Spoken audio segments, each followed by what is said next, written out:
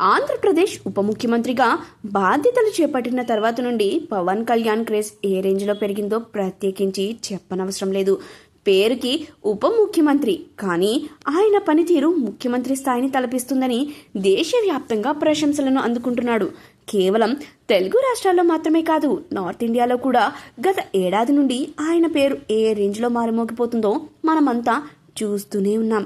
మొదటి నుండి fan following పరంగా మన తెలుగు రాష్ట్రాల్లో నెంబర్ 1 స్థానంలో కొనసాగుతున్న పవన్ కళ్యాణ్ రాజకీయాల్లో విజయం సాధించిన తర్వాత తిరుగులేని సూపర్ స్టార్గా మారిపోయాడు.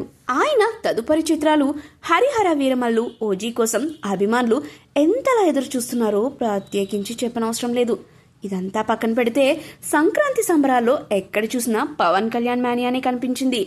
సోషల్ మీడియాలో అభిమానులు ఉభయ గోదావరి జిల్లాలలో సంక్రాంతి సమయంలో జరిగే ప్రబల సంబరాల్లో పవన్ కళ్యాణ్ ఫోటోలతో హోరెత్తించారు.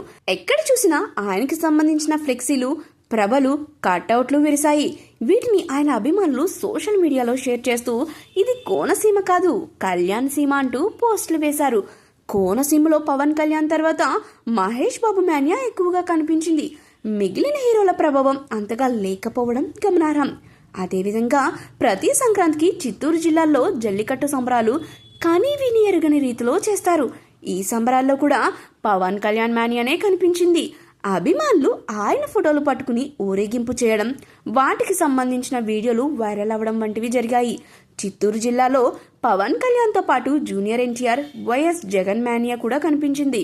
ఇలా ఒక పక్క కోనసీమ, మరో పక్క రాయలసీమ ఎక్కడ చూసినా పవన్ కళ్యాణ్ మేనియానే కనిపించడంతో ఆయన అభిమానులు ఆనందానికి హద్దులు లేకుండా పోయింది.